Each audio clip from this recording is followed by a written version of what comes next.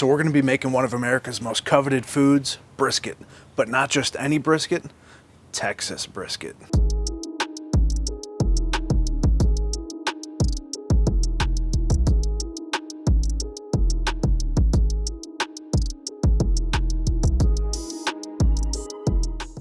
That's right, we're going to be doing a Texas style brisket today. I'm doing it in my offset smoker, but you could do this in a pellet smoker, Weber kettle. The secret here is 250 degrees Fahrenheit is what you want to set your smoker to. That's pretty traditional Texas style barbecue, anywhere between 225 and 250 really. Now I'm using some white oak, some ash, just local woods here. Traditionally in Texas, they're going to use post oak. If that's what you have, that's awesome. If you're using a pellet smoker, just pick your favorite, like a competition blend. Those typically have some oak in there with some other good flavors. The whole point is we're going to be cooking a brisket low and slow using wood, and pellets count as wood too. So let's get into this. Now I'm not going to give a master class on how to trim a brisket here. I'm going to give you a couple key steps. So step one is you need to shape the brisket. So the way that it looks when you're done trimming it is the way it's going to look when it comes out of the smoker. Now, as a reference point, here is the whole brisket that I bought from Terry Black's Barbecue. This is how it's shaped, and this is how I'm going to trim my brisket. I start with this outside edge, the real hard fat that's been oxidized. So I'll use this as a starting point. I'm going to cut that clear off. You can see right where that fat line stops, and slice that off. And the rest of this I'm going to speed up and do a little bit of a voiceover. A lot of this fat that I trim off, I'm going to render down and use for beef tallow. So I'm going to try out that thing we've seen from Harry Sue and Mad Scientist Barbecue. I'm actually going to do a tallow mop, and then I'm going to wrap the paper in tallow. Right here, I'm trimming off a huge portion of the flat. The reason I did that, this part of the flat is so thin, it's not going to survive the cook. Compared to this thicker part of the flat and the point, all of that will dry out real bad. So I set that off to the side. That makes great stew meat, or you can grind it up for hamburgers. And you'll see me continue to work here. I'm shaping it just like you saw that Terry Black's brisket, and round edges, no jagged edges. The convection from your smoker will crisp up and burn them. And then here I'm just taking off some silver skin. You don't have to get it all. Just get as much as you want. Your house, your rules. And again, I'm going to keep rounding off these edges. Step two is to trim off the fat on the fat cap side.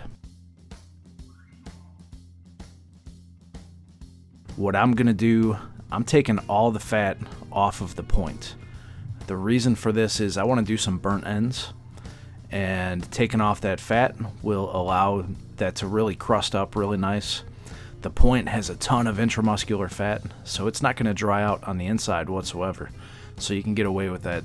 If you want to leave a little bit of fat on there, by all means, go ahead. But I'm taking all mine off for this cook. Now, what about the flat section? I'm going to leave most of the fat on the flat, actually. There's not too much on there. I do want to get off this oxidized fat, so I'll take a little bit of that off. For the most part, though, I'm going to leave as much as I can. Right here, I made a mistake. That last cut I made, I went a little too deep. You'll see later on in this cook that I had some juices pooling in that section. Not a real big deal for a backyard cook. We're not trying to impress any judges, but what'll happen is that part of my brisket may not be able to form any bark. So just be careful. And the key is just try and make everything nice and smooth. That's why you'll see me rubbing my hands over the fat, trying to smooth it out.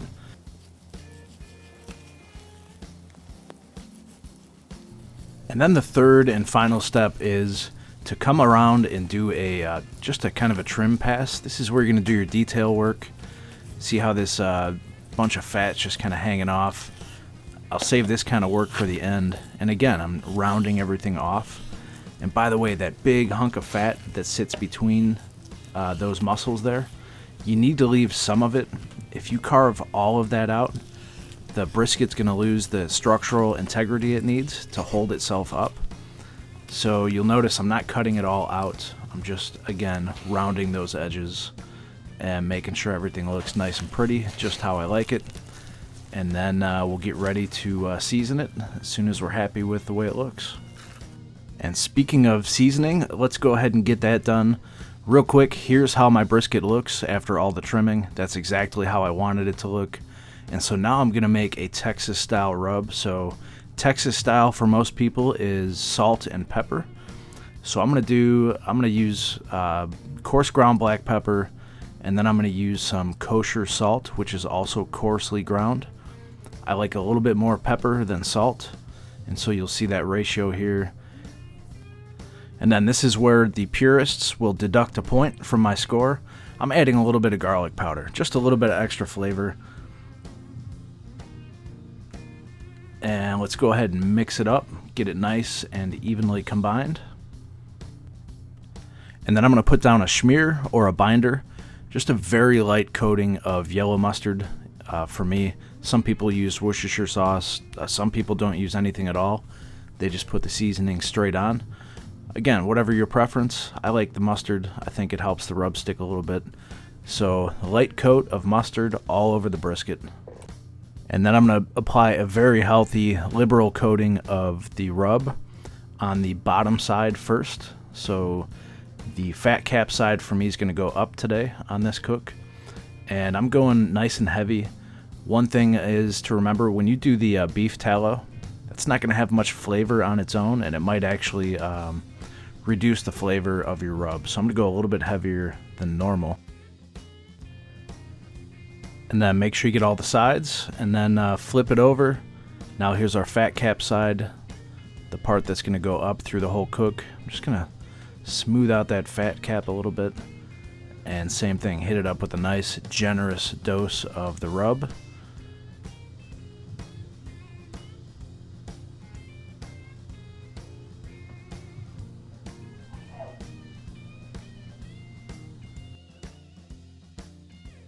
And that's pretty much it. I'm just going to gently pat this in, make sure it doesn't go anywhere. And I'm going to put it in the refrigerator while I get my smoker heated up. So it'll probably sit in the refrigerator for about an hour like this. You could do this the night before if you wanted, but I'm just doing it here on the fly. 1 hour, it'll rest, and then we're going to get it in the smoker. And our smoker is coming up to temp. We're sitting right about 250 degrees Fahrenheit, which is where I want to be. So that brisket, we cut it up, seasoned it. It's been just sitting there waiting for me to get this up to temperature. Take a look inside the firebox here, just show you what's going on. So the first phase of this, I try to build up a nice big bed of coals. I use a little shovel here, and that's our coal bed. Once I can get my desired pit temperature just on a coal bed, that's really when I'm ready to put my meat in. Once I do, I go through about one of these splits every 30 minutes, right? So I've got 4 of them here, just kind of preheating on top of the firebox. This will last me about the next 2 hours. So I'm just gonna spread this out a little bit.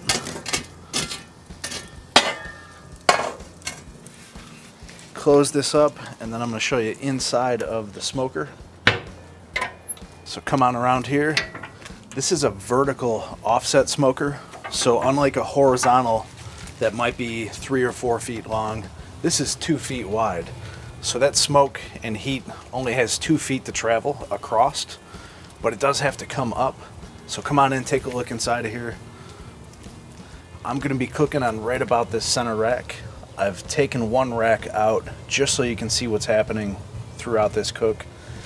In the bottom of this smoker, I've filled it up with about 2 gallons of water, and I'll do that probably every 3 hours or so. Whenever it burns out of there, I like to have a little bit of water in the pit. It stabilizes the temperatures pretty good. So we're gonna get this closed and get that brisket cooking in just a couple minutes. All right, we're ready to go. So let's get the door open on the smoker. Come over here. This is our beautiful brisket that we already seasoned up. So we're gonna get this out, and I'm gonna go fat cap up today. Of course, I took most of the fat cap off of the point because I want to do burnt ends. And what I'm going to do, set it in like this. Make sure it's nice and flat.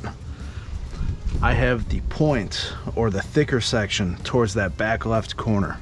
My smoker is hotter in that back left, so we're gonna put the thicker side there. I've got my thinner flat side up here towards the front. Get these gloves off, get the door closed.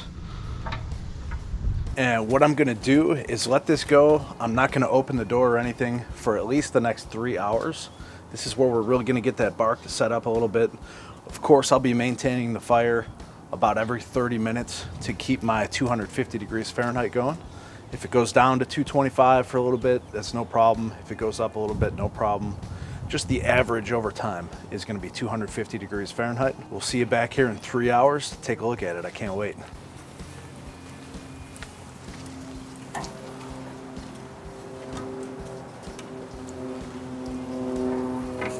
All right, you gotta keep this fire going, so we're right on the 3 hour mark. Just gonna get my coals situated.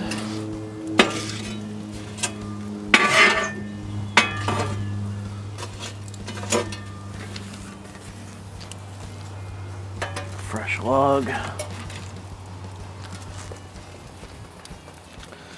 Give that a second to catch on fire before I close the door.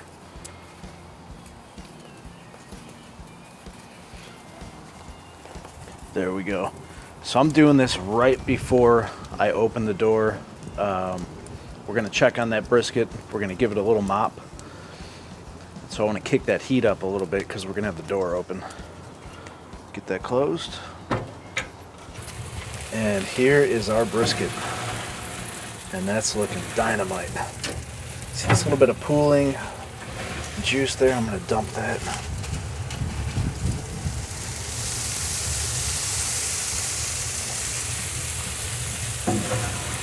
This color looks really good. And it is raining pretty good out here, so I apologize for the lighting and all that, but I'm just gonna get a little bit of this tallow, give it a mop. This bark is nice and set, it's not going anywhere.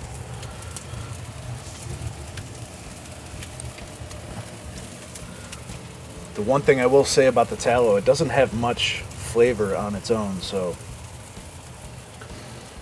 I'm hoping I put enough salt and pepper on here. All right.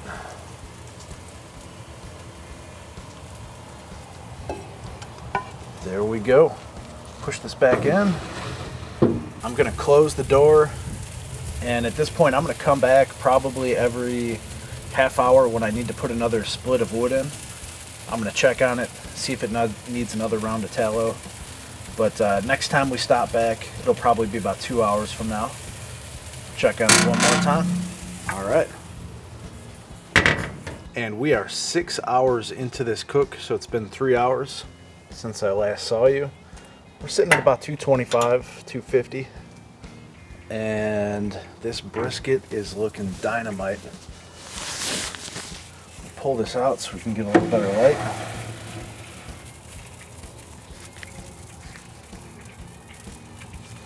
Really, really good color. I mean, 6 hours of smoke. I think I'm ready to take this out. I'll just point out a couple things. So right here, there's a little bit of pooling. So my bark's probably gonna have a little bare spot there, but that's okay. But look at that color. Everything's set up real nice. I did 2 brisket mops, the one you saw me do, and then I came back about an hour later and did it again. And I thought that was good enough. I didn't want to wash off the bark. So let's get this over onto some butcher paper and wrap it up. And first things first, I've got 2 pieces of butcher paper overlapped. And I'm gonna put my tallow down before I put the brisket down.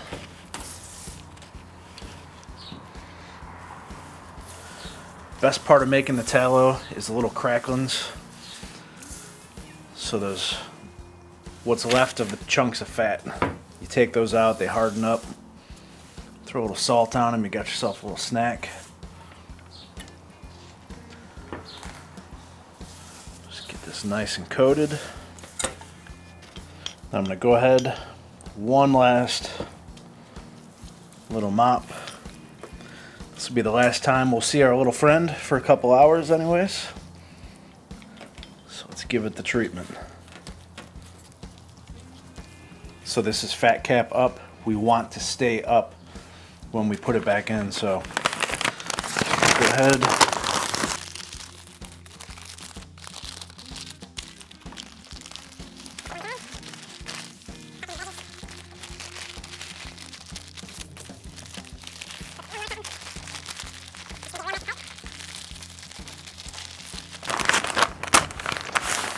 And there we go. Okay, so back in the smoker the exact same way we had it, with the point towards the back.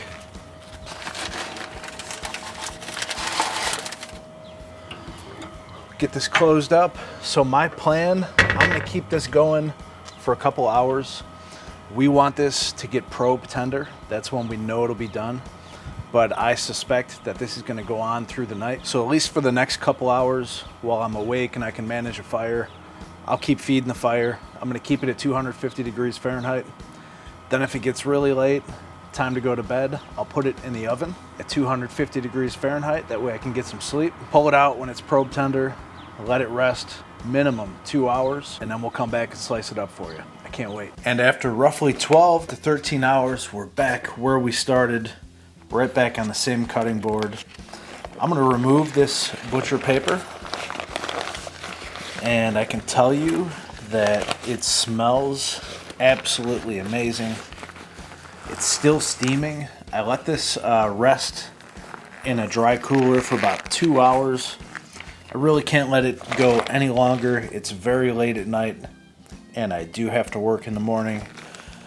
So we're gonna take it out, and this is very, very soft. This is just like the one I ordered online. Look at that color. Man, that's really good. Really, really good. So let me get this out. We'll make a few slices and see how it turned out.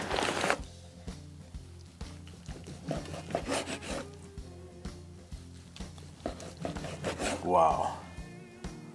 Wow, wow, wow.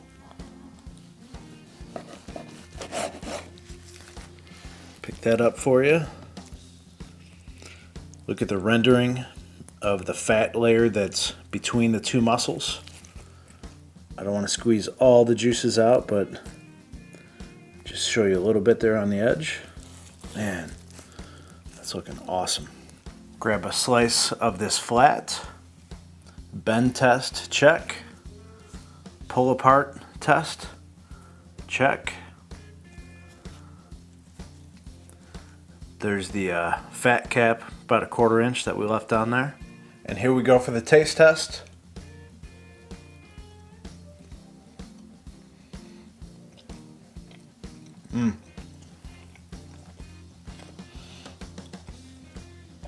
Really, really good. The smoke is there. All the great flavors that are always there are here. From my one experience using beef tallow, I don't notice a whole lot of difference in flavor, but I do get that little buttery, greasy mouthfeel, which is pleasant. And it's a good extra touch. I like it for that, but as far as flavor or anything else, I don't notice too much of a difference on this experiment, but it's still really, really good. And I had a good time doing it. And that beef tallow doesn't cost you anything. You just take the fat that you already paid for from your brisket. So hey, I say give it a shot, see what you think.